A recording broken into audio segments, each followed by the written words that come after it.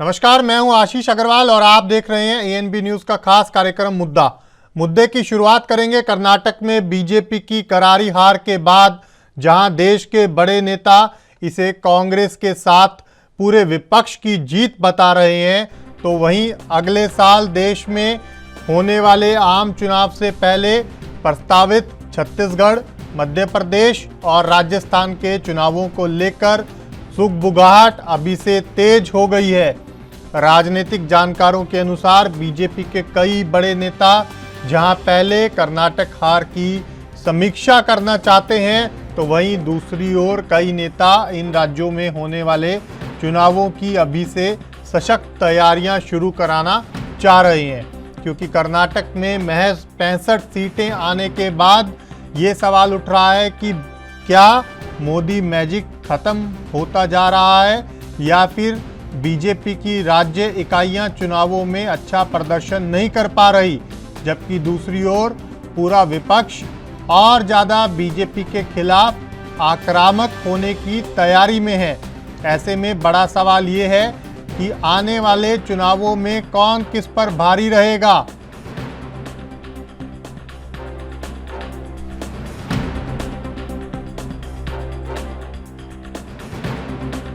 देखिए, कर्नाटक तो झांकी है, लेकिन सिर्फ महाराष्ट्र बाकी नहीं है। कर्नाटक तो झांकी है और पूरा हिंदुस्तान बाकी है, पूरा देश बाकी है। कर्नाटक ने एक ऐसा दरवाज़ा खोल दिया है देश के लिए कि कर्नाटक की सामान्य जनता ने दिखाया है कि यहाँ की सामान्य जनता, देश की सामान्य जनता तानाशाही का पराभव कर सकती है, पराजित कर सकती है। जो 1978 में हो गया था, यही अब कर्नाटक से शुरुआत हो गई है। इसलिए हमने कर्नाटक की जनता का अभिनंदन किया। सो वही जिस प्रकार हमने देखा कि कर्नाटक चुनाव में केंद्रीय मंत्री हो, मोदी हो, प्रधानमंत्री जी, और उन्होंने बजरंग बली का भी नाम जिस प्रकार से, देखिए, बजरंग बली ने तो प्रचार में जरूर हिस्सा लिया, लेकिन उनका प्रचार रहा जनता के साथ। कांग्रेस जीत गई, उसका मतलब बजरंग बली बीजेपी के साथ नहीं था, बजरंग बली कांग्रेस के साथ रहा। प्रधानमंत्री मोदी जी ने बजरंग बली को लाया प्रचार में। हमारे गृह मंत्री बोल रहे थे अगर बीजेपी हार गई तो दंगे हो जाएंगे। कर्नाटक तो बहुत शांत है और खुश है, आनंद मना रहा है। कहाँ है दंगे? आप धमकियां दे रहे थे, आपका पूरा कैबिनेट वहां बैठा था। क्या हो गया? जनता के सामने आपका कुछ नहीं चला, जनता ने आपको पराजित किया है। सर, क्या हम ये मान के चले 2024 की तैयारी शुरू हो चुकी है? 2024 की तैयारी हो चुकी है। केवल जेडीएस कांग्रेस नहीं है, जेडीएस कांग्रेस के साथ सीपीआई, एसडीपीआई, सभी बीजेपी विरोधी लोग एकत्र होकर के मुझे हराया है, वो सफल हुआ है। वो सब लोगों को एक समय में उसके साथ लड़ना, उतना तैयारी कमजोर था, उसके वजह से हारा है। एक्सेप्ट करता हूँ, काम किया, बहुत काम किया। लगभग 5300 करोड़ रुपए का डेवलपमेंट का काम चिकमंगलुरु के किया है। आज लोग बता रहा है डेवलपमेंट बहुत किया है, उसके बाद में भी आ रहा है। किसके लिए आ रहा है, आज वो बड़ा प्रश्न है। हम आंतरिक समीक्षा करेंगे, समीक्षा करके अपना गलती है तो वो सुधार करना अपना जिम्मेदारी है, हम सुधार करेंगे। आपका साथ रहने वाला, आपका साथ इतना 40 इयर्स आपका साथ रहकर अभी कांग्रेस पार्टी चलाकर आपका वीकनेस को, ये पहले से अपना साथ नहीं था, उन्हें बीच में 14 साल के पहले आया, पार्टी उनको अनेक अधिकार दिया, जिम्मेदारी दिया, उपयोग किया, मजबूत हो करके पार्टी छोड़ करके कांग्रेस में शामिल होकर के चुनाव लड़ा, जीता भी है। जीता, उनका अभिनंदन करना मेरा कर्तव्य है, अभिनंदन किया भी हूँ। बाद में अच्छा काम करेगा तो फील्ड में सफल होगा, नहीं है तो एक दिन उन्हें भी हारेगा। देखिए, हर चुनाव के बाद ऐसा उत्साहवर्धक वातावरण होता है, उत्साह लोगों में होता है, कार्यकर्ताओं में जोश होता है, उस आधार पर सब लगता रहता है। अभी विधायक दल की जो बैठक है, विधायक दल की बैठक में क्या प्रस्ताव पारित होता है उसका इंतजार करिए। उसके बाद ही केंद्रीय नेतृत्व के पास कोई बात जो है, वो केंद्रीय नेतृत्व लगातार राज्य नेतृत्व के टच में है और खरगे जी और हमारे और लोग सारे लोग जो हैं जो पार्टी अध्यक्ष हैं अन्य लोग इस बात के संपर्क में हैं तो तय करेंगे। आपने देखा होगा कर्नाटक के चुनाव में किस तरह से एक सामूहिक नेतृत्व की पिक्चर आपको दिखाई दी। खरगे जी 40 मीटिंग की, राहुल जी ने जो है 23 मीटिंग की और इसके अलावा और भी जगह उनकी भारत जोड़ो यात्रा। ये प्रियंका जी ने 22 मीटिंग की और 10 रोड शो किए। सोनिया जी तक ने जाके मीटिंग की। तो इस तरह एक सामूहिक नेतृत्व भर के आया जिन्होंने पूरी मेहनत की, उसके नतीजे आज आपने देखे कि कितना 40 साल बाद ऐसा बहुमत मिला है। सर, आप कह रहे हैं कि ये प्रधानमंत्री मोदी की हार है, कांग्रेस से कह रही है। बुमई कह रहे हैं कि ये ऐसा कुछ भी नहीं है और कांग्रेस लीडरशिप ने तो पूरी देश में हार देखी है। देखिए, कांग्रेस कहीं ये नहीं कह रही कि इसकी वजह से हार है, उसकी वजह से हार। कांग्रेस अपनी जीत पर फोकस कर रही है, अपने कार्यक्रम और एजेंडा पर। हम किसी व्यक्ति को ना दोष देते ना किसी की आलोचना करते हैं। ये उनका काम है कि उन्होंने कहा है कि एनालिसिस वो करेंगे, तो पोस्ट पोल जो एनालिसिस होती है उनको करने दीजिए, किसके लिए वो कहते हैं। सर, विपक्ष जो है, तमाम जो अपोजिशन पार्टियां हैं, चाहे वो शिवसेना उद्धव ठाकरे गुट हो, चाहे टीएमसी हो, चाहे आरजेडी हो, सब यही कह रहे हैं मोदी वेव ओवर हो गई है, अपोजिशन को एक आना चाहिए। इससे कैसे क्या संकेत? मुझे लगता है कि सबको पूरी तरह से एकजुट होकर पूरी मेहनत से पूरी विपक्षी एकता पे काम करना चाहिए।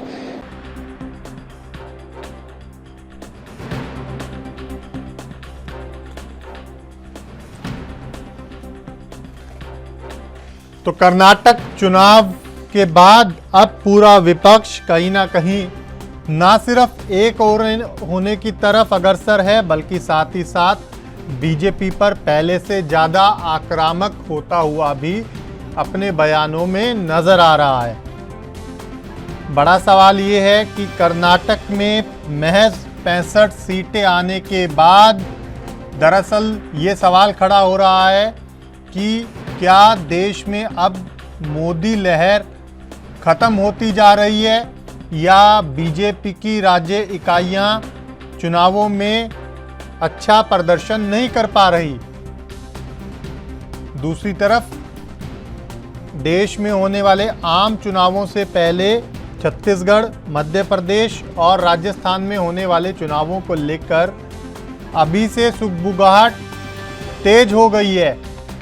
एक और जहां बीजेपी के कई बड़े नेता कर्नाटक हार की समीक्षा पहले चाहते हैं, तो दूसरी तरफ कई नेता आने वाले चुनावों को लेकर अभी से सशक्त और मजबूत तैयारियां करना चाहते हैं। इसी बीच विपक्ष लगातार कहीं ना कहीं एक होने की तरफ आगे बढ़ रहा है और साथ ही साथ ये अब दावा करने लगा है कि देश से मोदी लहर खत्म हो गई है। लेकिन आज जो हम सवाल उठा रहे हैं वो ये कि कर्नाटक में बीजेपी हारी, छत्तीसगढ़, मध्य प्रदेश और राजस्थान की अब बारी। लेकिन बड़ा सवाल यही कि कौन किस पर होगा भारी, क्योंकि एक और कर्नाटक में प्रचंड बहुमत मिलने के बाद जहां कांग्रेस और कांग्रेस के साथ साथ पूरा विपक्ष कहीं ना कहीं अब पहले से ज़्यादा आक्रामक बीजेपी पर होता हुआ नज़र आ रहा है और ग्राउंड स्तर पर भी अपनी तैयारियों को विपक्ष और ज़्यादा मजबूत करने की कोशिश कर रहा है, तो वहीं दूसरी तरफ बीजेपी हार की समीक्षा के साथ साथ आने वाले चुनावों को लेकर भी अब और ज़्यादा सतर्क होने की बात कर रही है।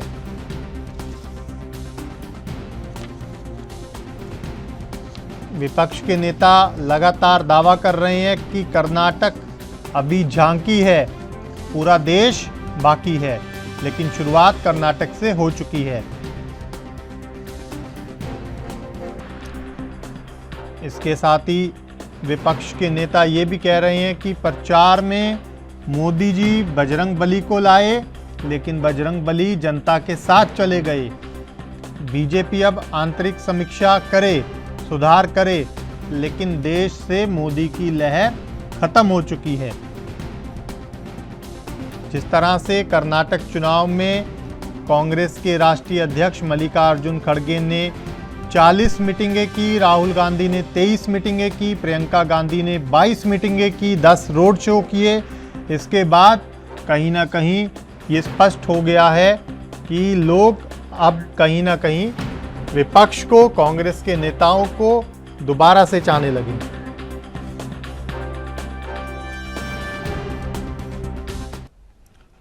इसी बड़े मुद्दे पर चर्चा की शुरुआत करेंगे। 3 खास मेहमान हमारे साथ जुड़ गए हैं, सीधा उन्हीं के पास चलेंगे। आपको बता दें कि इसी मुद्दे पर चर्चा करने के लिए कैप्टन आई सिंह भदौरिया साहब, बीजेपी प्रवक्ता, हमारे साथ जुड़ गए हैं। स्वामीनाथ जायसवाल हमारे साथ जुड़ गए हैं, कांग्रेस नेता, और साथ ही साथ नीरज राय, राजनीतिक विश्लेषक भी हमारे साथ जुड़ गए हैं। आप तीनों का बहुत स्वागत है। शुरुआत जायसवाल साहब आपसे। कहीं ना कहीं कांग्रेस और कांग्रेस के साथ साथ तमाम विपक्ष के नेता दावा कर रहे हैं देश में प्रधानमंत्री मोदी की लहर खत्म हो गई है, लेकिन बड़ा सवाल ये कि कैसे आप लोग सिर्फ कर्नाटक से इस चीज को लेकर आश्वस्त हो सकते हैं कि अब बाकी राज्यों में जहां चुनाव आएगा वहां पर प्रधानमंत्री मोदी का जादू नहीं चलेगा? देखिए, जब जिस तरह से आप देखे होंगे मोदी मैजिक अब धीरे धीरे खत्म होगा, कितना झूठ और जुमलों का कितना सहारा लेंगे। हमेशा बड़े बड़े बात करना, झूठ बोलना, भगवान का सहारा लेके जनता विकास के नाम पर बढ़ती हुई महंगाई, बेरोजगारी और जिस तरह से देश का जाना वाला है, गैस सिलेंडर, महिलाओं को जो घर चलाती है उनको दिक्कत होता है जी। तो भारतीय जनता पार्टी बड़े पूंजीपतियों का साथ देने में तो अपना रिश्ता नहीं बता पाती है कि हमारा अडानी से रिश्ता क्या है, 20,000 करोड़ तेल कंपनी से कहाँ आया।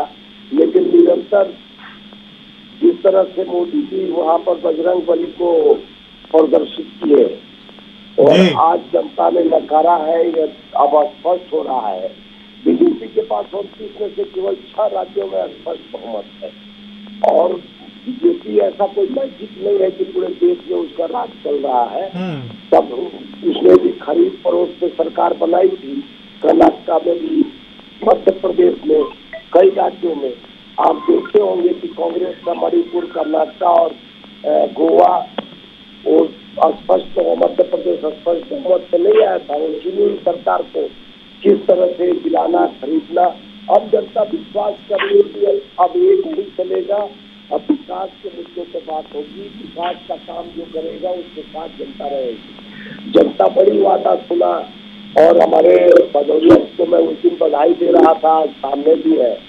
देखिए भदौरिया जी, आप हमारे बड़े भाई हैं, कैप्टन साहब, आप विकास के मुद्दे पर होगा बड़े बड़े घोषणा देकर लोगों को भ्रमित करके, और पहले भी इंडिया साइनिंग के नाम पर अटल जी की सरकार गई थी और मैं बोला था कि 13 आपके लिए शुभ नहीं होता। 13 दिन में अटल जी की सरकार चल गई थी, 13 महीने में अटल जी की सरकार चल गई थी और 13 हमारे लिए हनुमान जी का कृपा हमारे पर बना है और 13 शुभ दिन तक था। मैं पहले इनको डिबेट में बता दिया और किस तरह से देश हम लोग लोकल मुद्दे और विकास की बात कर कर आगे चुनाव में आगे बढ़े हैं। कर्नाटक से अब लड़ाई शुरू हो गई है, मध्य प्रदेश, छत्तीसगढ़, राजस्थान, हरियाणा, और निरंतर आपको और कांग्रेस करेगी और जनता के विश्वास के साथ कर्नाटक की जनता को जिस तरह से आज टीम के साथ विश्वास के साथ वापस लाई है कांग्रेस को पूरे बहुमत से ज्यादा सीटों से। इसी तरह देश के 2024 में परिवर्तन जरूर होगा। एक आदमी देखो आप जिसको नास्तिक एक अहंकार से पूरा जीवन नहीं है, परिवर्तन होना चाहिए, विकास होना चाहिए। आप अपने विकास को नहीं गिनाते हो 70 साल। अरे भैया, अपना विकास को नहीं पता। पूरे चुनाव में अली और बजरंग बली चलते रहा, आप चुनाव में अपने विकास की बात को नहीं रखे। तभी जनता नकार दिया कि मोदी जी इधर उधर की बात बहुत करते हैं, विकास की बात पर सुनने वाले आता है। ठीक है, जवाब ले लेते हैं जायसवाल साहब, जवाब ले लेते हैं। कैप्टन साहब, लगातार कर्नाटक चुनाव के बाद सवाल उठ रहे हैं, हालांकि बीजेपी का आंतरिक मामला है समीक्षा करना, लेकिन अभी मैं एक छोटा सा ब्रेक का समय है, ब्रेक के बाद चर्चा जारी रहेगी। जल्द लौट रहे हैं, छोटा सा ब्रेक।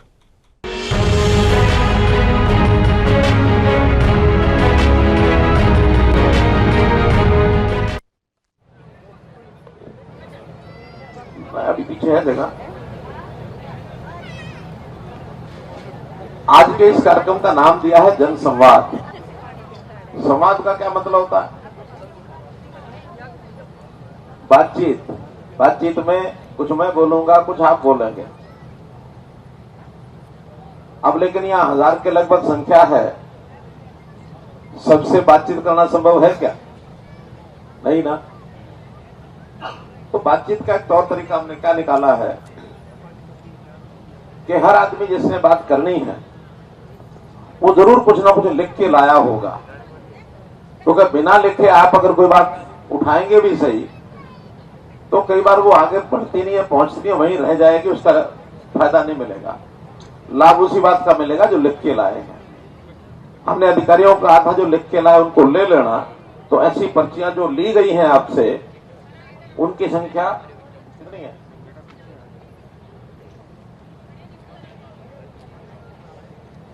तो 80 लोगों ने अभी अपनी बात लिख के दी है, लेकिन मैं नहीं समझता कि सबकी बात आ गई होगी। अभी मैं देख रहा हूं कुछ लोगों के हाथ में अभी पर्ची है जो अपने पास लेके बैठे हैं।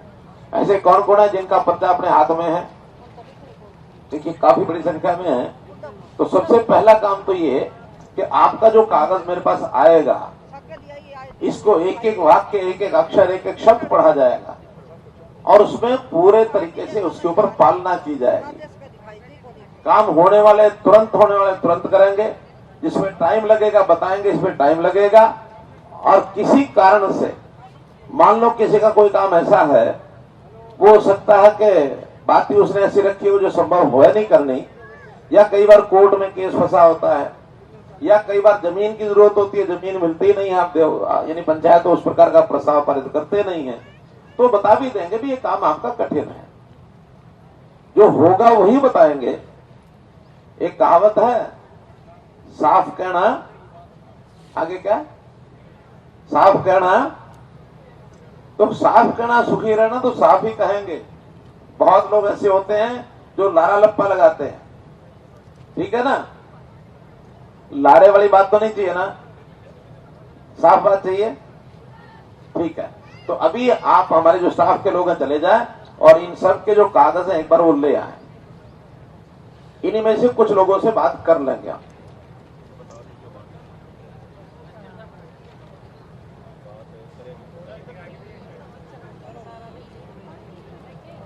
अपने जो कागज साइडों में जो हमारे कर्मचारी अधिकारी हैं उनको आप पकड़ा दें।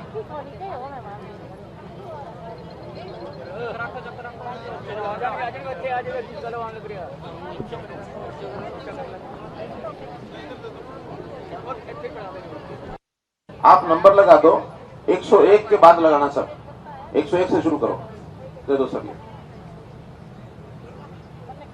इनका सबका नंबर लगा करके उसका फिर बाकायदा एक हिसाब किताब रखा जाएगा और फिर आपको उस नंबर के हिसाब से ही काम करके और बताया जाएगा। अब भाई बातचीत करने से पहले ये लोग बीच में खड़े हैं, चाहे सिक्योरिटी के लोग हैं तो भी या तो बैठ जाए, वर्दी वाला कोई हो तो बाहर हो जाए। मेरी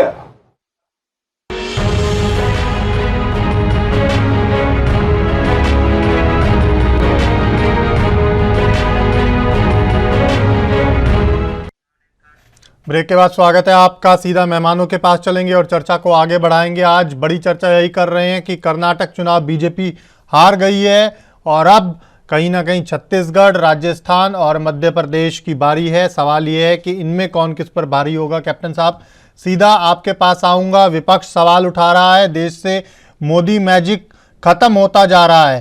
पहली प्रतिक्रिया आपकी। आशीष जी, मोदी मैजिक ना हुआ ना कभी खत्म होगा, क्योंकि विपक्ष में अभी ऐसे नेता नहीं है जो मोदी का सामना कर सके जी। रही बात कर्नाटक की, कर्नाटक में अगर हमें हार मिली है तो उसकी समीक्षा कर रहे कि कहाँ हमारी कमजोरियां रही। हम ये नहीं है कि कहीं हारते हैं तो हम उसको नजरअंदाज करते हैं जी, जरूर उस पर समीक्षा करते हैं कि हमारी कमजोरियां कहाँ रही जी। उनको हम पुनः दुरुस्त करेंगे जो भी है। और एक हल्दी की गांठ मिल जाने से कोई पंसारी नहीं बन जाता। एक कहावत है कि एक हल्दी की गांठ मिल गई तो आप बोले हम पंसारी बन गए, तो एक हल्दी की गांठ से कोई पंसारी नहीं बनता जी। एक स्टेट में अगर बीजेपी हार गई है तो मतलब नहीं है कि मोदी मैजिक कम हो गया। मोदी मैजिक हिंदुस्तान ही नहीं, मोदी मैजिक विदेशों में भी बोल रहा है। आज पूरा वर्ल्ड जो है ना मोदी मैजिक मान रहा है जी। ये तो मोदी मैजिक की तो ये बातें ही ना करें, तो इनके पास कोई नेता है जो सामने खड़े कर सकते हैं मोदी के बराबर पे? एक नेता बता दो, चाहे कांग्रेस में चाहे दूसरी अन्य पार्टियों में, ठीक है, धारा प्रभाव बिगड़ देके कोई आधा घंटा बोल दे और मोदी जी सुबह से बोलेंगे, शाम तक बिगड़ देके बोलते रहेंगे। तो मोदी का बराबरी कोई नहीं कर सकता है, किसी भी पार्टियों में ऐसे नहीं है। और फिर उनमें तो तब कहाँ हो सकती है जो भ्रष्टाचार में डूबे पड़े हैं, जिन्होंने सिर्फ हरदम देश को लूटा है, भ्रष्टाचार की बात करी है। इसके अलावा आज जब उनपे ईडी और सीबीआई उनके हलक में डाल के पैसे झूठे हुए वसूल कर रही है, तो एकता दिखा रहे हैं कि बोले चलो सब एक हो जाओ, लोग मोदी के खिलाफ हो जाओ। अरे मोदी जैसे पहले काम करके दिखा दो। आज मोदी को पूरा देश, पूरा वर्ल्ड चाह रहा है, और इन नेताओं को बता दो कौन चाह रहा है। तो कर्नाटक हारने से क्या ये हो गया? हो सकता है कर्नाटक में हमारी कुछ नीतियां जनता तक हम ना पहुंचा पाए हो, हमारी नीतियां उन तक ना पहुंची हो, वो ना पहुंच पाए हो, तो इससे कोई फर्क नहीं पड़ता। आगे ये जो बता रहे हैं इन्हीं राज्यों में इनको हम बता देंगे। कांग्रेस पहले राजस्थान में ही अपनी सरकार को ठीक चला लेना, आप उससे ही तलवारें खींचती हैं। एक तरफ मुख्यमंत्री है, दूसरी तरफ उप मुख्यमंत्री है, दोनों एक दूसरे के ऊपर तलवार लिए खड़े हैं। क्या हालत है वहाँ? तो वहाँ तो ये अभी से ही दिखाई दे रहा है कि बुरी तरह हार जाएंगे। तो मध्य प्रदेश में तो बीजेपी का गढ़ है, ये कभी वापस कर ही नहीं सकते हैं। और फिर सबसे बड़ी बात है कि इनके पास जो नीतियां है ये सिर्फ वादे करते हैं, काम नहीं करते। राजस्थान में कांग्रेस ने वादा किया था, जब पिछली बार चुनाव लड़े थे, कि किसानों का कर्जा माफ, बोले सरकार बनते ही 1 महीने में किसानों का पूरा कर्जा माफ होगा। आज दोबारा चुनाव आ चुके हैं, राजस्थान के किसान का कर्जा माफ नहीं हुआ है, कर्जे में डूबा पड़ा है किसान। जो इन्होंने वादे किए भी एक चीज का वादा पूरा नहीं हुआ है। और जिस तरह से 5 साल जो है ना इन्होंने राजस्थान को चलाया है, दुनिया ने देखा है, कहीं जोधपुर में कन्हैया कुमार का गला काट किया जाता है, कहीं अलवर में 2 बहनों की सभी का उनका बलात्कार करके उनको जिंदा जला दिया जाता है। प्राचीन टाइम का मंदिर अलवर पे जिनको जो है ना नजर लगा के करौली एक धार्मिक स्थान ऐसा है जहाँ 4-5 राज्यों के जो है ना लोग वहाँ दर्शन करने जाते हैं। मैंने अपनी लाइफ कभी वहाँ हिंदू मुस्लिम का झगड़ा नहीं सुना, वो भी इनके शासन में वहाँ हिंदू मुस्लिम का झगड़ा हो गया। तो 5 साल किस तरह से इन्होंने राजस्थान को चलाया है, सत्ता वहाँ तैयार बैठने के लिए कि चुनाव आने दो, इनके मन से करवा, वही हाल। ठीक है, मैं आऊंगा आपके पास। एक बार पहले नीरज राय जी काफी देर से इंतजार कर रहे हैं। नीरज जी, क्या लग रहा है आपको? पहला ये कि कर्नाटक चुनाव के नतीजों के बाद अब आपको बीजेपी की स्थिति क्या नजर आ रही है और विपक्ष की स्थिति क्या नजर आ रही है? पहले तो आप कहीं ना कहीं ये स्पष्ट कर दीजिए, क्या आपको ग्राउंड पर हालात लग रहे हैं? क्योंकि कांग्रेस, बीजेपी या पूरा विपक्ष या बीजेपी अपनी अपनी बात करेंगे, लेकिन एक विश्लेषक के तौर पर आप कैसे देख रहे हैं कर्नाटक चुनाव के बाद की राजनीतिक स्थिति? देखिए आशीष भाई, सबसे बड़ी बात तो ये है कि कर्नाटका वर्तमान में देश के अंदर एक ऐसा प्रदेश बनकर उभरा है जी, जहां पर भारतीय जनता पार्टी और कांग्रेस या तमाम जो दल वहां पे चुनाव लड़ रहे थे, एक प्रयोगशाला के तौर पे वहां पे अपने अपने प्रयोग करते रहे जी। और उस प्रयोग के दौरान जो है भारतीय जनता पार्टी वहां पे फेल्योर हुई है और कांग्रेस पार्टी वहां पर प्रयोग में जीत गई है। ठीक है। और उतना जो कि 98 के बाद से क्या विगत 40 सालों में अगर देखा जाए तो पहली बार इतना प्रचंड बहुमत के साथ कांग्रेस आई है। ठीक है। और कांग्रेस के जो प्रवक्ता जी बोल रहे थे कि कांग्रेस आज जिस स्थिति में है जी, उसकी जिम्मेदार कांग्रेस के ही नेता हैं, कांग्रेस के ऐसे नेता हैं। लेकिन यह विगत 2-3 दशकों में देखा जाए तो पहला चुनाव हुआ है कि कांग्रेस अपनी नीति और रणनीतियों पे एकदम क्रमशः कदम कदम बढ़ाते हुए काम करी है। और देश वन मैन पूरा घोल लेने दीजिए, क्योंकि दोनों लोगों की बातों का जवाब देना है, बीच में रोकिएगा मत जी। कांग्रेस ने यहाँ पर यह साबित किया है कि 1 मैन शो और 2 मैन आर्मी की जो सरकार चल रही है, जो पार्टी है, उस पार्टी को किस तरह से पीछे धकेला जाता है। बजरंग दल और बजरंग बली को ले आकर हिंदू वोटों को वहां पर या हिंदू मुस्लिम करने का जो काम किया गया, धर्म का अफीम पिलाने का, उसमें भारतीय जनता पार्टी फेलियर हो गई है जी। अभी हमारे बड़े भाई भदौरिया जी बोल रहे थे कि मोदी जी जैसा कोई देश में नेता नहीं, विदेश में नेता नहीं है। बिल्कुल आपने सही बोला और इस बात को देश की जनता भी मान रही है कि मोदी जी जैसा देश के अंदर और विश्व में कोई नेता नहीं है, न ही देश और विश्व चाहता भी है। क्यों? देखिए, किसी एक प्रदेश के सरकार के वादों को गिनाने से बेहतर होता है कि केंद्र सरकार ने जिन जिन लोगों के लिए जो वादे किए थे उन वादों पे खरा उतरती। ये योजना गिना रहे थे कांग्रेस का। मैं कांग्रेस का सपोर्टर नहीं हूं भदौरिया जी, इतना ध्यान रखिएगा, नहीं कांग्रेस के प्रवक्ता को ध्यान रखने की जरूरत है उस पर। 2014 के मैनिफेस्टो में आया था भारतीय जनता पार्टी का किसान बीमा योजना, जो कि हमारे प्रधानमंत्री जी और सभी नेता बोलते थे कि यह अनिवार्य है योजना, जो कि किसानों के लिए बहुत फायदेमंद है जी। लेकिन 2019 के मैनिफेस्टो में उसे स्वैच्छिक कर दिया गया। जो अनिवार्य योजना थी, उस योजना को स्वैच्छिक क्यों किया गया? इसलिए किया गया कि पहली बार ये योजना वो फ्लॉप हो चुकी थी, इसलिए उसे स्वैच्छिक कर दिया गया। और रही बात यहां पर कि मोदी जी धारा प्रवाह आधा घंटा बोल लेते हैं। भाई साहब, यहाँ पे देश के अंदर 24 घंटा भी लोग बोलने वाले रहे हैं, लेकिन धारा प्रवाह लोग बोल देने से देश की स्थितियां मजबूत नहीं हो सकती हैं। महंगाई चरम पे पहुंच गई है, बेरोजगारी पिछले 43 सालों की चरम पे है। और आपने गिनाया है कि कन्हैया कुमार काट दिए जाते हैं तो दूर बच जाइए। कानपुर में दीक्षित परिवार को फूंक दिया जाता है, लखीमपुर में किसानों को रोक दिया जाता है, उन्नाव में विधायक रेप करता है, हाथरस में कन्या फूंकी जाती है, आजमगढ़ में 3 लोगों को माँ बेटियों को काट दिया जाता है, लेकिन पेपर में न्यूज नहीं आता है। यह कमियां भी अपने अंदर है। दूसरे के घरों पे अपनी तौलियां टांगने की बजाय अपने अंदर की जो कमियां हैं उसको उजागर करिए। अगर मोदी मैजिक रहता आशीष भाई, तो देश के अंदर जितने चुनाव हुए हैं वहां पर सभी जगहों पे भारतीय जनता पार्टी की सरकार होती। कहीं 2 सीट ले आकर मेघालय में, त्रिपुरा में, कहां पर जाकर नॉर्थ ईस्ट में सरकार बनाते, तो कहीं 10 सीट ले आकर कहीं विधायक खरीदने और बंगाल में चुनाव लड़ने के लिए प्रधानमंत्री केयर फंड खर्च करने की जरूरत नहीं होती। यह है कि देश के अंदर हवा बदली है। आज विपक्ष भाजपा चिल्ला रही है। शुरू से बोला जाता है विपक्ष नहीं है। इस चीज को मैं आपके भी चैनल पे बार बार बोला हूं। ये देश की जनता के लिए अच्छी बात है कि विपक्ष का न होना, क्योंकि जनता वर्सेस मोदी जी की लड़ाई हो रही है। जहां पर चुनाव जीतती है भारतीय जनता पार्टी, वहां पर मोदी मैजिक है। तो हार की जिम्मेदारी किसकी है? क्या हार की जिम्मेदारी लेंगे? नहीं लेंगे। कांग्रेस की नेताओं की कमियां क्या है कि जो ही एक तरफ रास्ता बनता है तब तक इनके में कोई जयराम रमेश बन के निकल जाएंगे, कोई इनके में सलमान खुर्शीद आ जाएगा, तो कोई इनके में ऐसा बयानबाजी करने आ जाएगा जो कि भारतीय जनता पार्टी को बैठे बैठाए मुद्दा दे देता है। लेकिन इस बार कर्नाटक ने दिखा दिया है कि मुद्दों पे ही चुनाव होना है, न कि राम पे होना है, न हनुमान पे होना है, न अल्लाह पे होना है, न रहीम पे होना है। मुद्दा जो जनता के मुद्दों की बात करेगा उसी को हम जनता लेकर आने का काम करेंगे। ठीक है, जवाब ले लेते हैं। कैप्टन साहब, ये एक नीरज जी ने बड़ी इंटरेस्टिंग बात की कि जब चुनाव जीतते हैं तो पूरी बीजेपी कहती है मोदी मैजिक चला, लेकिन जब चुनाव हारते हैं तो उसकी जिम्मेदारी भी तो लीजिए। नीरज जी ने और भी बहुत सी बातें कही, मैं उनका जवाब दे देता हूँ। नीरज जी ने क्या हाथरस कांड, नीरज जी हाथरस कांड के जितने आरोपी थे आज दोष मुक्त होकर 22 होकर घर आ चुके हैं। तो ये सब आप सब कहने को आपको अधिकार नहीं है। आपने जो सेंगर का कहा, सेंगर को कभी पार्टी ने उन्हें संरक्षण नहीं दिया है, उन्हें तुरंत गिरफ्तार करा, जेल में गया और वो आप सजा काट रहे हैं।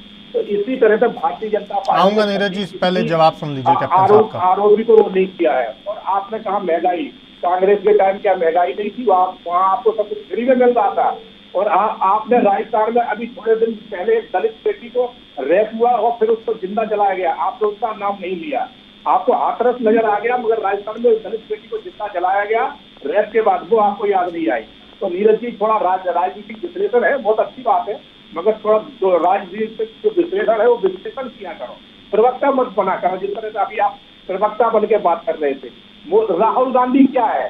राहुल गांधी मोदी के सामने 0% नहीं है, और आप मोदी की बात कर रहे हो जिसने पूरे वर्ल्ड को हिला के रखा है। पूरा वर्ल्ड आज भारत को सम्मान दे रहा है। कभी इतना सम्मान मिला था?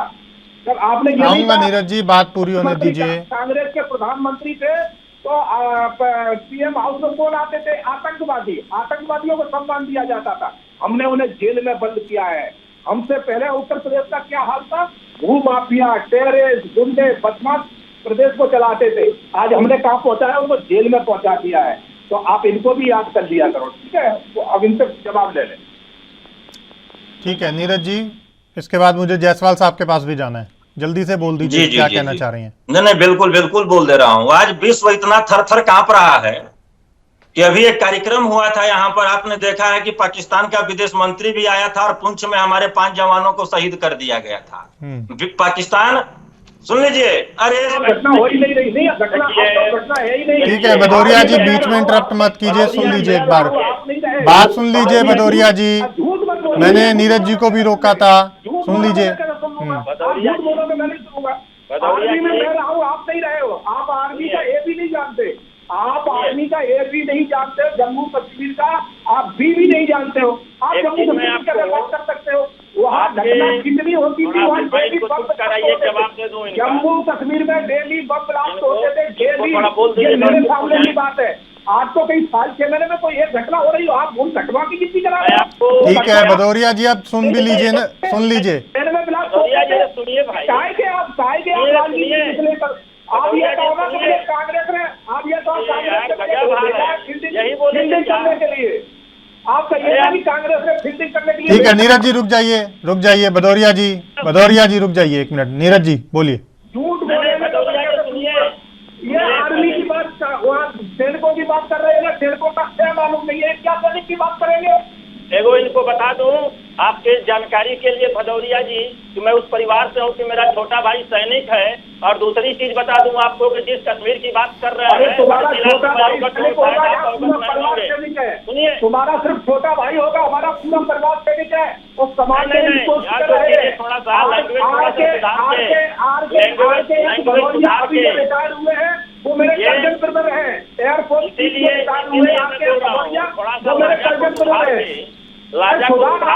अपनी सोच में करिए, आप सुधार अपनी सोच में करिए। नहीं, आपकी सोच नेगेटिव वाली सोच बन चुकी है कि हमें विरोध करना है, विरोध करना है। राजनीति का नाम लेते हो आप, चलिए ठीक है नीरज जी रुक जाइए, भदौरिया जी रुक जाइए, जायसवाल साहब के पास जाना है, काफी देर से इंतजार कर रहे हैं जायसवाल साहब। ठीक है कैप्टन साहब रुक जाइए, अब सुन लीजिए।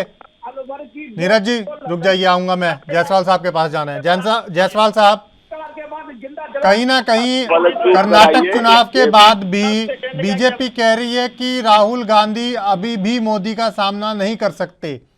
देखिए बीजेपी तो कुछ भी कह सकती है, अभी बजरंगबली के सहारे चल रहे थे, पहले प्रभु श्री राम के सहारे थे जी। अब बीजेपी के पास कोई एजेंडा नहीं है, भगवान राम का मंदिर बन रहा है, हनुमान जी का पूछ पकड़े थे, लेकिन हनुमान जी ने पीछे गदा ऐसा मारा कि चारों चित गिर गए। जिस तरह से जेपी नड्डा ने कहा था कर्नाटक चुनाव में कि 14 से पहले भारत घुटनों पर चल रहा था, यानी ये लोग, ये कैप्टन साहब एक देश का सैनिक रहे हैं और भारत घुटनों पर चल रहा था 14 से पहले है। ये देश का तौहीनी नहीं है, भारत माता का तौहीनी नहीं है, देश के शहीदों का तौहीनी नहीं है।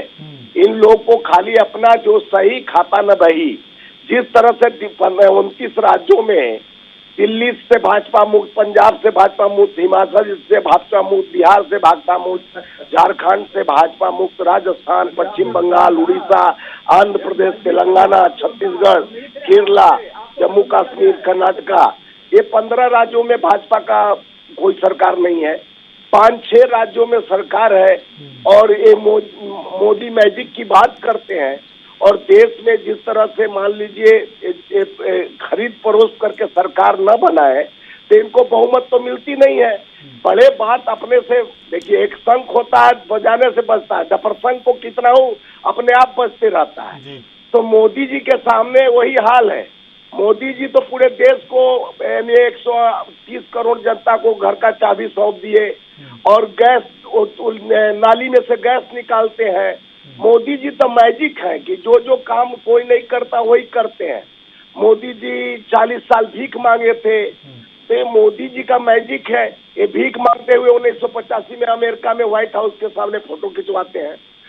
तो देश का जनता समझ चुकी है। अभी जैसे हमारे कैप्टन साहब जिस तरह से बौखला गए, नीरज जी सवाल खड़ा कर दिए कि जो उत्तर प्रदेश की किसानों पर गाली चढ़ाया गया, ये भी किसान है कैप्टन साहब। उसके बाद अजय कुमार टेनी ने इस्तीफा तक नहीं दिया और उसके बाद उनका बेटा मोच हेड से निकलते रहता है और जिस तरह से गरीब की बेटी को चला गया, इन्हीं के राज्य में बलात्कार विधायक करते हैं, चिन्मैया में जैसा मसाज कराता है। लेकिन ये भाजपा पर ये लोग अपने जिस तरह से बेटियां कर जंतर मंतर पर न्याय के लिए बैठी है, गोल्ड मेडलिस्ट बेटियां, तो सब बेटी पढ़ाओ बेटी पढ़ाओ वाला का प्रमाणित हो चुका है, प्रमाणित हो। और जिस तरह से जायसवाल साहब जवाब ले लेते हैं, जायसवाल साहब जवाब ले लेते हैं। ठीक है नीरज जी रुक जाइए। भदौरिया जी, अगर आप ऐसे करेंगे तो आपके बीच में जब कोई दूसरा प्रवक्ता बोलेगा तो उसको रोक पाना मुश्किल होगा। आप हर प्रवक्ता की बात के बीच में इंटरप्ट कर रहे हैं। आपको जब पूरा मौका दिया जा रहा है तो आप अपनी बारी में बोलिए। ठीक है नीरज जी रुक जाइए। नीरज जी, भदौरिया जी, जीत में फोटो मोदी जी मैजिक होता, हार में जेपी नड्डा का फोटो लगा देते हैं। यही है। अभी देखिए बौखलाहट इनका बता रहा है, बौखला गए हैं। शहीदों के नाम पर वोट मांगते हैं।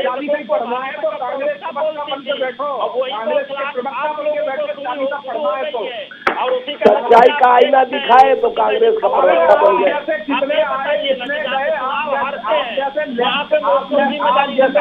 कितने घूम रहे हैं, ठीक है ऐसे नहीं। भदौरिया साहब, मर्यादा के साथ सबका सम्मान बराबर है। नीरज जी रुक जाइए। आप नीरज जी रुक जाइए। नीरज जी, जायसवाल साहब रुक जाइए 1 मिनट। भदौरिया जी, कैप्टन साहब, सम्मान सबका है। मैं अगर उनको रोक रहा हूं तो आप भी इस चीज को समझिए। ठीक है नीरज जी रुक जाइए। ऐसे चर्चा को मैं आगे नहीं बढ़ाऊंगा, बिल्कुल नहीं बढ़ाऊंगा आगे। रुक जाइए। कैप्टन साहब ये बताइए, स्वामीनाथ जायसवाल साहब से मैंने अभी सवाल लिया था, जो बात आप कह रहे थे कि अभी भी कहीं ना कहीं राहुल गांधी प्रधानमंत्री मोदी का राजनीतिक रूप से सामना नहीं कर सकते, लेकिन जायसवाल साहब जो बात कह रहे हैं कि अब कहीं ना कहीं करिश्मा, विपक्ष भी ये बात कह रहा है लगातार कि मोदी मैजिक अब ख़त्म होता जा रहा है। सवाल समझने का ये है कि पिछले 5 साल में 6 राज्य ही ऐसे थे जहां पर भाजपा को बहुमत मिला, लेकिन 16 राज्यों में आप लोग सरकार चला रहे हो। आरोप लगातार विपक्ष खरीद फिरोख्त के लगाता है, तो ये जब बहुमत आपको 6 राज्यों में मिला, 16 राज्यों में आप सरकार चला रहे हैं, तो कहीं ना कहीं सवाल ये भी खड़ा हो रहा है ना कि जनता का जनादेश जनता कहीं और दे रही है और सरकारें कहीं और चल रही हैं। अगर जनादेश जनता ने दिया होता तो इनकी सरकार जरूर चल रही होती। जनता ने इनको कतई ही जनादेश नहीं दिया। जनता ने जनादेश जहाँ भंग जनादेश दिया है, वहाँ कौन किसके साथ जाता है ये डिपेंड करता है। तो इनके साथ जो लोग, दूसरी पार्टियां नहीं गई, हमारे साथ गई, हमने सरकार बनाई। अगर ये बना सकते तो बना लेते, इन्हें हमने रोका तो नहीं है, बना लेते ना। ये तो सब देश की सबसे पुरानी पार्टी है, 120 साल पुरानी पार्टी, और वो आज कहे कि जो है ना जनादेश हमें नहीं मिला, इन्हें नहीं मिला है, हमें मिला है। अरे जनाब, तुमने सबसे ज्यादा इस देश पर राज्य किया है और आज इस तरह की बातें कर रहे हो। हमने तो केंद्र में आके 9 साल हुए, 10 साल चल रहा है, तो हमने देश को समझाया, देश ने हमें समझाया। हमने देश की नीतियों के हिसाब से कराया। हमने हिंदू मुस्लिम में देश को बांटा नहीं है, जिस तरह से आपने हिंदू मुस्लिम में बांटा, जाति में बांटा, धर्म में बांटा, पंथ में बांटा, और तो और आपने संविधान को भी बर्बाद करके रख दिया। जिस तरह से इंदिरा गांधी ने इमरजेंसी लगा के उस संविधान में सेकुलर शब्द डाला था, पूरी जो है ना मीडिया और पूरे पॉलिटिशियन पार्टियां सब जेल में डाल दी और संविधान का बदलाव करा दिया। कभी ऐसे संविधान का बदलाव होता है कि सदन चले नहीं और संविधान में बदलाव कर दिया जाए? तो इनके कार्यकाल में ये होता था। इन्हीं के प्रधानमंत्री मनमोहन सिंह ने क्या कहा था के माध्यम से कि सरकारी संस्थानों पे एक तरफा अधिकार मुस्लिम समाज का है। तो ये तो इनकी सोच रही है। जम्मू कश्मीर को धारा 370-35 लगाने वाले ये लोग थे, हटाया उसको हमने। यासीन मलिक 3 एयरफोर्स के अधिकारियों का मर्डर करने वाला, उसको सीएम हाउस में बुला के उसको फूलमाला पहनाने वाले। चलिए ये सारी बातें ठीक हैं। कैप्टन साहब एक बात और बताइए। कैप्टन साहब एक बात और बताइए। ठीक है सुन लिया। कैप्टन साहब एक बात और बताइए। अभी हम करंट की बात कर लेते हैं, मौजूदा परिस्थितियों की बात कर लेते हैं।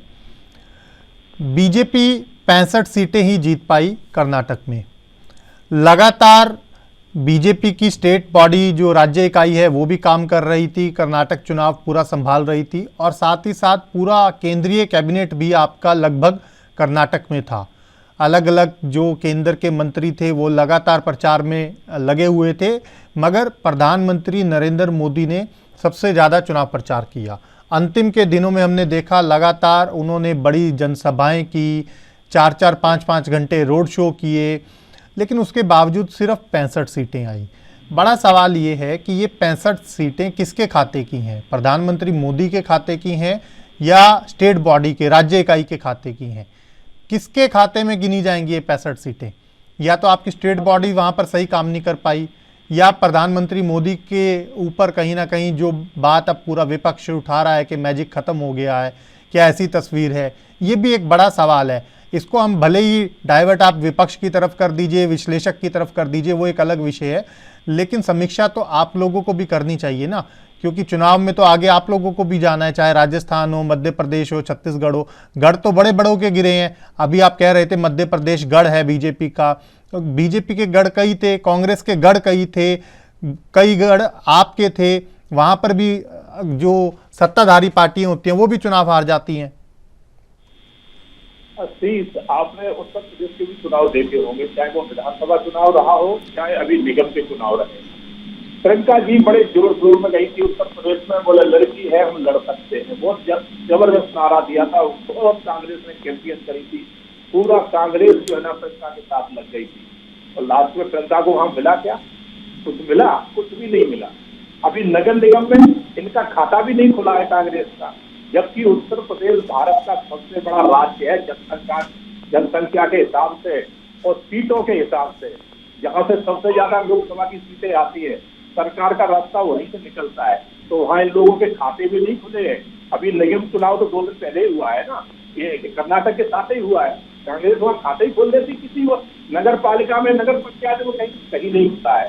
तो इसलिए एक राज्य में अगर ऐसा कुछ हुआ है तो हमारे लिए ज्यादा फायदा नहीं रखता है।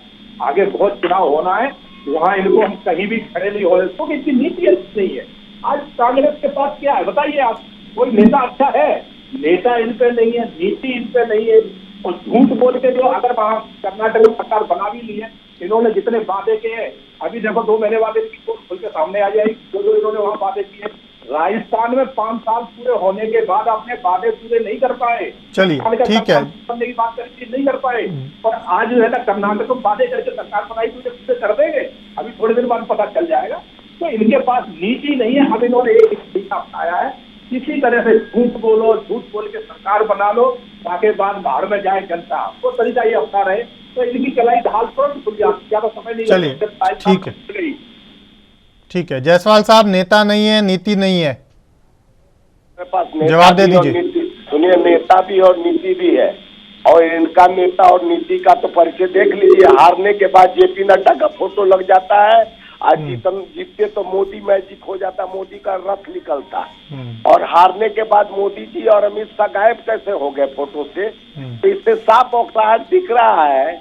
जिस तरह से भारत को बदनाम किए, 14 से पहले घुटना पर टिकाने का काम भाजपा किया। 40-40 पुलवामा में शहीद हुए जवानों को नाम पर वोट मांगने वाली सरकार, कभी जवान के नाम पर, कभी भगवान के नाम पर, भगवान भरोसे चलने वाली सरकार।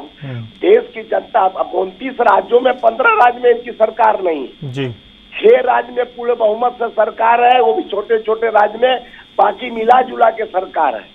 और बात करते हैं मोदी मैजिक का, तो आप पूरा आंकड़ा देखिए ना। आपको गिनाया था कि बड़े बड़े प्रदेशों, इनसे मैं हिमाचल छीना, कर्नाटक छीना, लगातार छीन ही रहे हैं। इनका प्रदेश छीन रहे हैं ना, हमारा थोड़ा ना प्रदेश जा रहा है।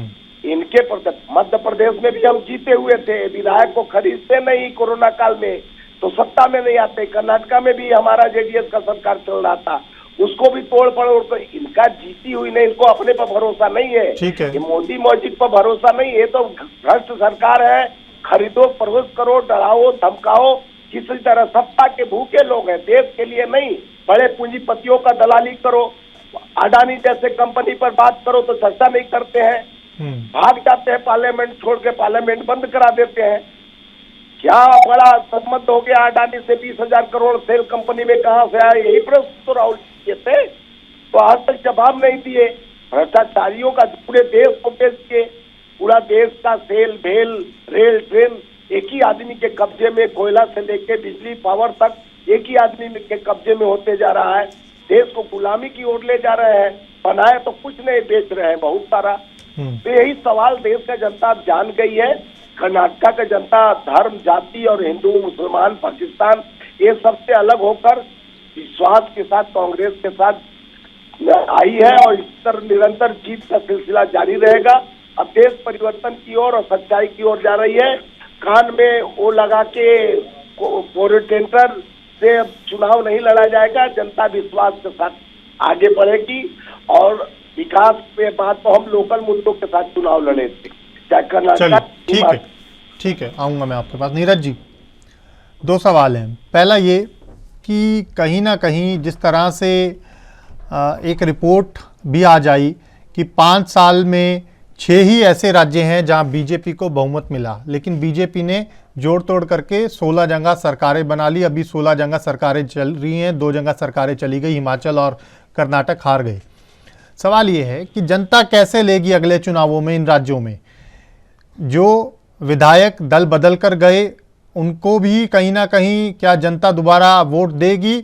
और साथ ही साथ जो जोड़ तोड़ करके सरकार बना रहे हैं ऐसे राजनीतिक दल, कोई भी हो, बीजेपी हो, कांग्रेस हो या कोई अन्य दल हो, क्या जनता उनको माफ़ करेगी? जनता को ये नहीं लगता कि जो हमने अपना जनादेश दिया था वो किसी दूसरे राजनीतिक दल को दिया था या किसी दूसरी विचारधारा को दिया था, आइडियोलॉजी कुछ और थी, लेकिन अपने हितों के लिए जोड़ तोड़ कर ले रहे हैं?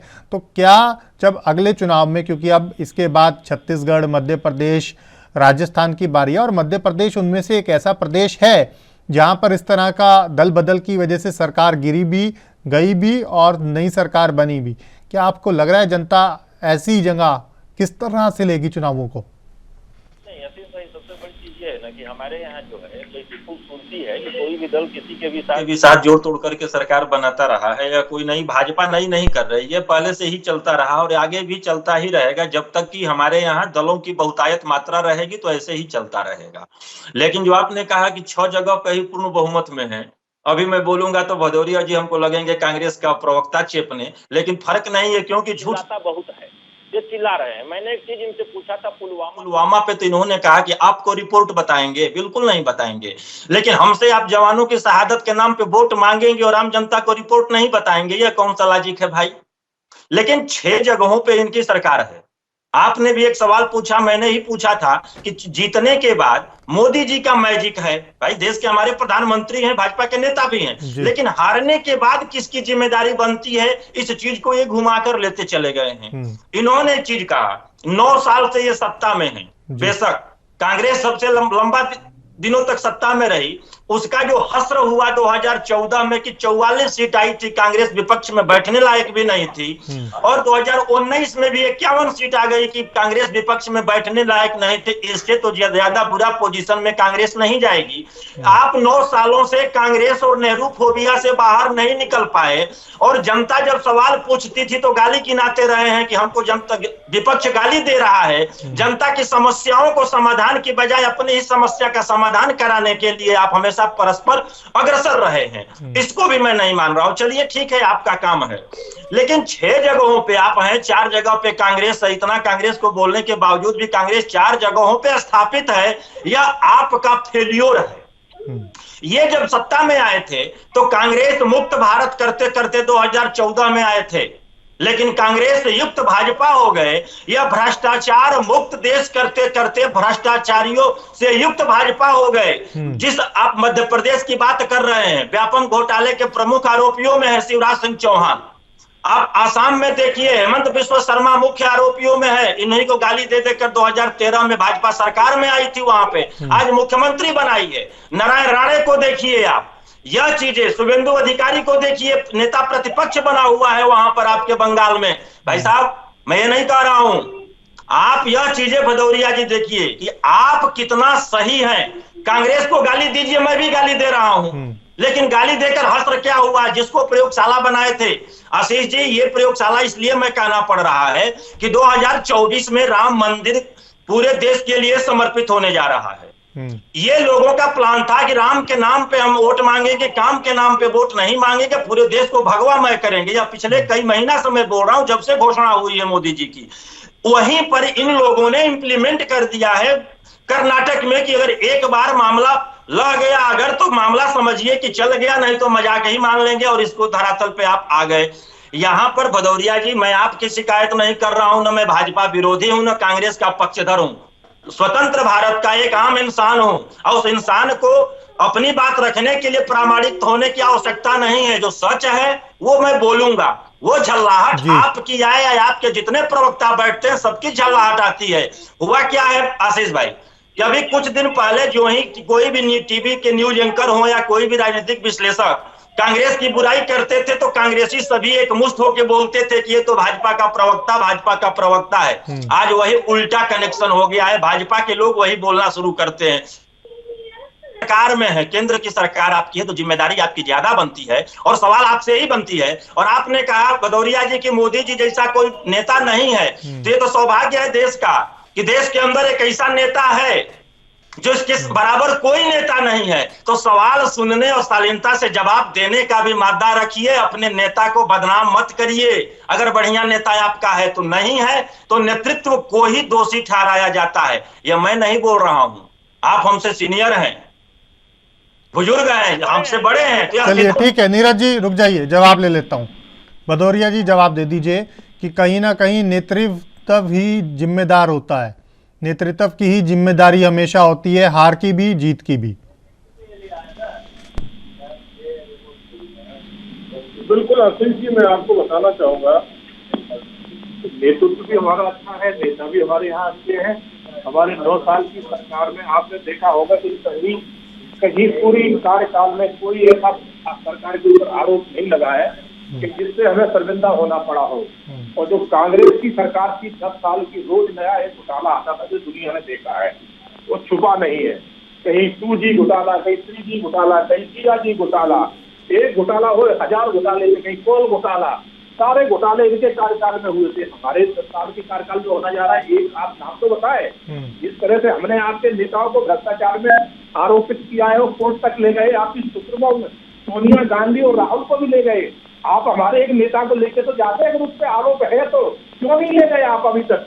ये तो आपकी कमी है ना। अगर हमारे भ्रष्टाचारी नेता हैं तो आप सिर्फ मुंह से कह रहे हो, आप सिद्ध करिए ना, कोर्ट में ले जाइए उनको। तो बोल खाली मुंह से कहने से नहीं चलेगा। हम जैसे हमने राहुल गांधी, सोनिया गांधी, रॉबर्ट वड्रा सबको नाप दिया, आज सब जमानत में है, बेल पे है, हो सकता है कल जेल में भी चले जाए।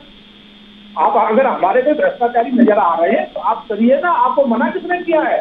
आपकी इतने साल सरकार रही, आपने ईडी और सीबीआई का इस्तेमाल क्यों नहीं किया? आज जो हम कर रहे हैं तो आप भी कर सकते हैं, मगर समस्या ये है आप करते तो तब जब आप खुद साफ सुथरे होते। आप खुद इतने भ्रष्टाचारी थे कि आपने सिर्फ हिंदुस्तान को लूटा है, विकास नहीं किया है। आज हमने पूरे हिंदुस्तान में रोडों का जाल बिछा दिया है। आज हम कितने अच्छे इंफ्रास्ट्रक्चर से चला रहे हैं, वो तुम्हारे टाइम कभी नहीं चले हैं। मैं सेना में रहा हूँ, मेरे पास लाइफ जैकेट नहीं हुआ करती थी, आज हमारे यहाँ लाइफ जैकेट सेना पे है। हम एक्सपोर्ट भी कर रहे हैं, आज हमें हेलीकॉप्टर बना रहे हैं, हवाई जहाज बना रहे हैं, टैंक बना रहे हैं, अच्छे वेपन्स बना रहे हैं। तुम्हारे टाइम क्या बनता था? बाहर से विदेश से खरीदी होती थी और उसमें सारे बिचौलिए विदेशी होते थे, विदेशियों को। आज बार बार ये अडानी की बात करते। अरे जनाब, अडानी का 65,000 करोड़ का इन्वेस्टमेंट जो राजस्थान में है, कोल की सारी खदानें अडानी को छत्तीसगढ़ में बघेलने दे दी, और बात कर रहे हो अडानी की। अगर आपको अडानी इतने ही बुरे लगते तो आप वहां से इनको हटाइए, क्यों नहीं हटा रहे? मगर मीठा मीठा गप कड़वा कड़वा टू तो ये नहीं चलेगा। अगर आपको अडानी इतने ही बुरे लग रहे हैं देश के पूंजीपति, तो उनका इन्वेस्ट क्यों करवा रहे हो अपने शासनकाल में जहाँ तुम्हारी सरकारें हैं? तो कहने को इनके पास कुछ नहीं है, झूठ बोलने के लिए आ जाते हैं। और जैसे हम ये राजनीतिक विश्लेषण भी कह रहे थे, मुझे कतई बुराई नहीं है, आप कहिए, मगर आप तरीके की बात करिए। अगर आपने कहा है कि हाथरस में बलात्कार हुआ था, तो आप ये भी कह देते कि जयपुर में अभी 2 महीने पुरानी बात है, एक दलित लड़की के साथ बलात्कार हुआ, फिर उसको जिंदा जलाया गया, वो आपके मुंह से नहीं निकला। आपने पुलवामा की गिनती कराई, बहुत अच्छी बात है, मगर आप ये भी गिनती करा देते कि पुलवामा के बाद हमारे सैनिकों ने किस तरह से पाकिस्तान में अटैक किया, वो आप नहीं गिना सके। इसलिए आपकी मंशा पे हमने शक जाहिर किया है, इसलिए कहा है कि आप कांग्रेस के प्रवक्ता बन जाते तो अच्छा होता। ठीक है जायसवाल साहब, फाइनल कमेंट आपका। आऊंगा नीरज जी, रुक जाइए।